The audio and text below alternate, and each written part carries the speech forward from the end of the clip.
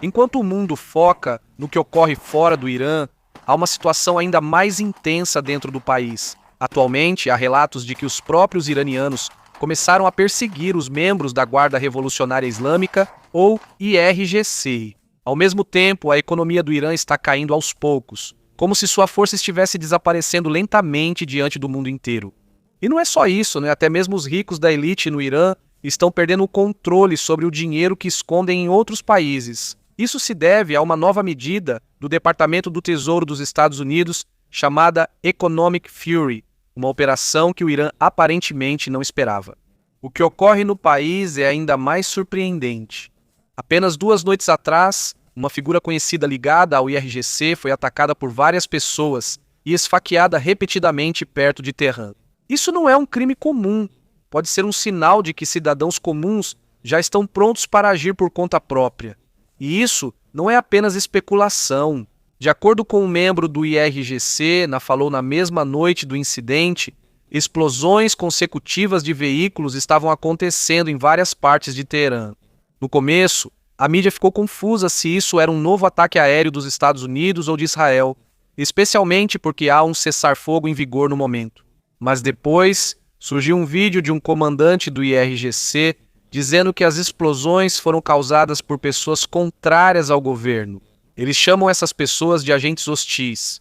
No vídeo, ele ainda tentou acalmar a situação. Segundo ele, ninguém se feriu, ninguém morreu, tudo está sob controle, não há motivo para preocupação. Mas mesmo que eles tentem negar, há uma mensagem clara aqui. Está se formando uma resistência dentro do Irã e eles estão ficando mais ativos. Mas há uma pergunta: por que ainda não houve um protesto em larga escala? A resposta é simples. O governo cortou a internet. Até agora já passou de 1.100 nos tempos modernos. Este é o mais longo apagão da internet da história. E enquanto não há internet, o controle do governo fica ainda mais rígido. As prisões continuam. Todos os dias pessoas são detidas, mesmo quem só fez uma crítica simples ao governo. Há até casos em que todas as propriedades da pessoa são confiscadas, só porque disseram que não concordam com a guerra que está acontecendo. Mas mesmo com esse controle tão rígido, há um problema ainda maior se aproximando. Economia.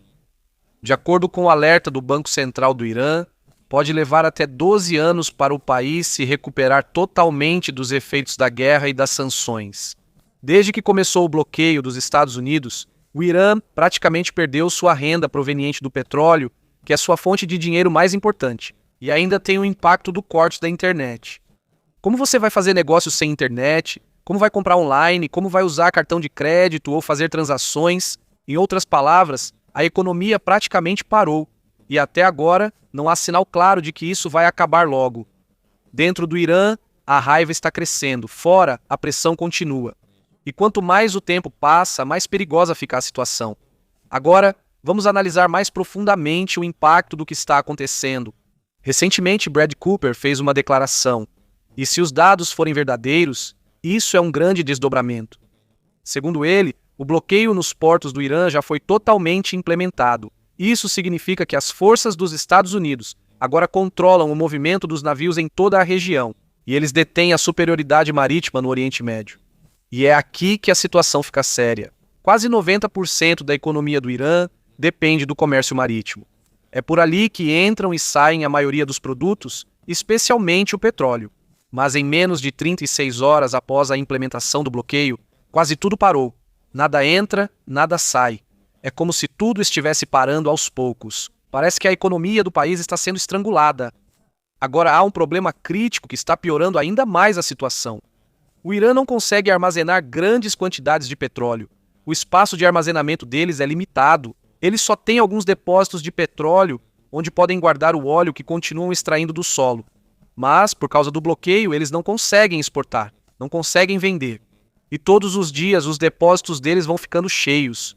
Isso significa que eles estão se aproximando de uma decisão difícil. Eles vão parar a produção de petróleo? E se eles fizerem isso, não é só uma pausa simples. Isso causa danos a longo prazo. Quando você desliga um campo de petróleo que está na capacidade máxima, há o risco de perder de 5 a 10% do total de óleo dele, permanentemente. Existe uma razão técnica para isso. Quando a extração para, a água entra no reservatório. e isso afeta a qualidade do óleo lá embaixo. Em outras palavras, uma parte do óleo não poderá mais ser utilizada por muito tempo. E lembre-se, 5 a 10% do petróleo do Irã, isso é um valor enorme. Centenas de milhões de dólares serão perdidos.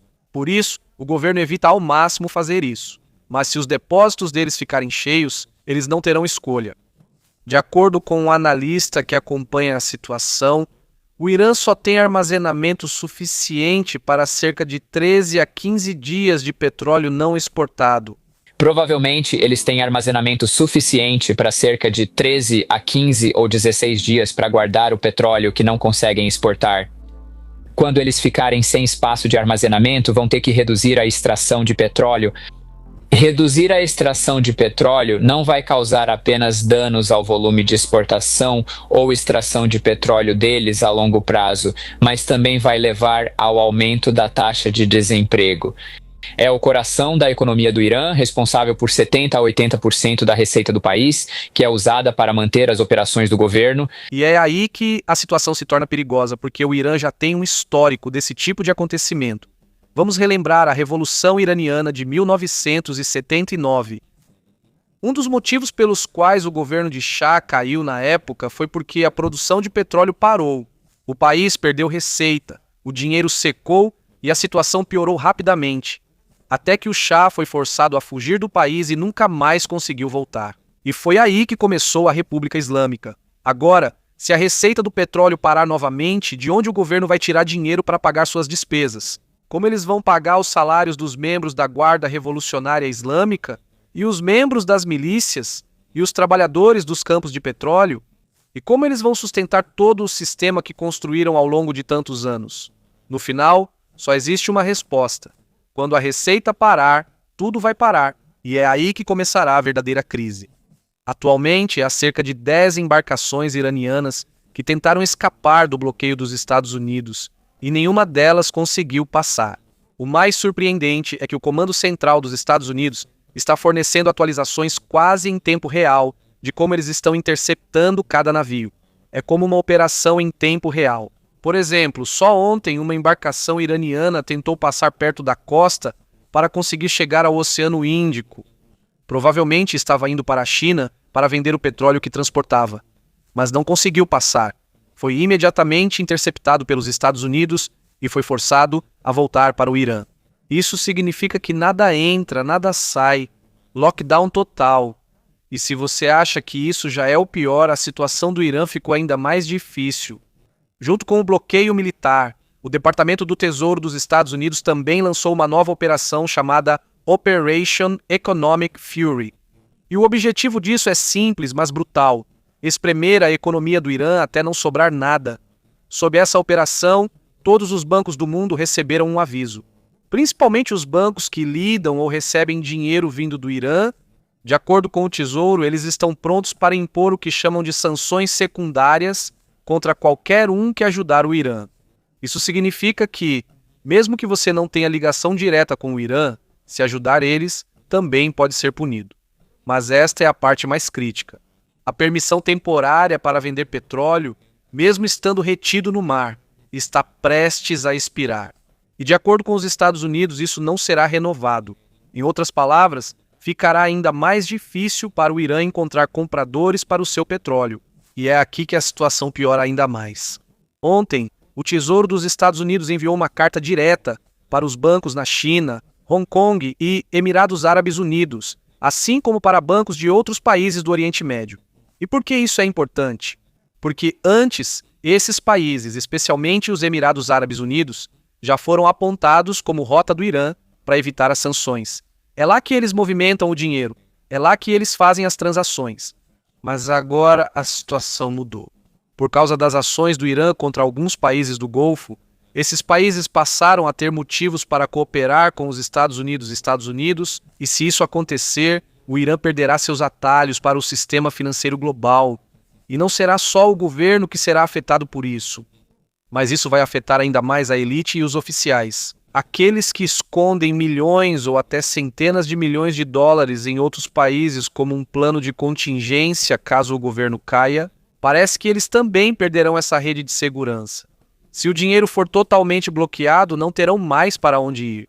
E se você juntar todos esses bloqueios marítimos, o colapso da economia, o corte do acesso financeiro, o Irã está sendo gradualmente pressionado de todos os lados. E a pergunta agora é: até quando eles vão aguentar isso? Acho que essa não é uma caracterização correta.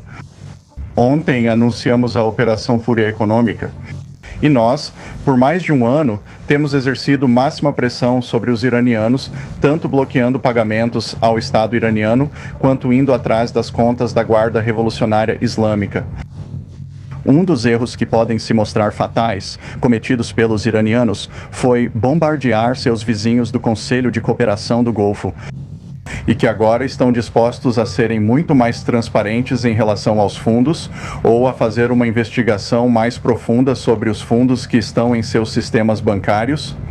Então, enviamos a eles o pedido de que queremos congelar mais fundos da liderança do Corpo da Guarda Revolucionária Islâmica e de qualquer membro da liderança iraniana. O que fizemos foi dizer às empresas, dissemos aos países que, se vocês estão comprando petróleo iraniano, se o dinheiro iraniano está em seus bancos, agora estamos dispostos a aplicar sanções secundárias, que é uma medida muito rigorosa, e os iranianos devem saber que isso será o equivalente financeiro ao que vimos nas ações militares. Agora vamos passar para o lado diplomático da situação. Apesar da tensão e da pressão, as conversas continuam acontecendo nos bastidores. Ainda há esperança para alguns de que haverá uma cúpula, uma reunião onde um acordo de paz pode ser discutido, ou pelo menos uma extensão do cessar-fogo. Mas, de acordo com as informações mais recentes, parece que a reunião não vai acontecer esta semana. A expectativa agora é que talvez só aconteça na próxima semana. Ontem aconteceu um movimento importante. O chefe do exército do Paquistão, Azim Munir, viajou para Teherã. A missão dele é entregar as exigências dos Estados Unidos ao Irã e descobrir qual será o próximo passo. E quando se trata das exigências dos Estados Unidos, elas são diretas e claras. Primeiro, os Estados Unidos querem que o Irã abra completamente o Estreito de Hormuz. Isso é muito importante porque é uma das rotas de petróleo mais importantes do mundo, e isso faz parte do acordo de cessar-fogo. Os Estados Unidos pararam de bombardear, em troca o Irã abriria a passagem. Mas até agora, isso ainda não foi totalmente implementado.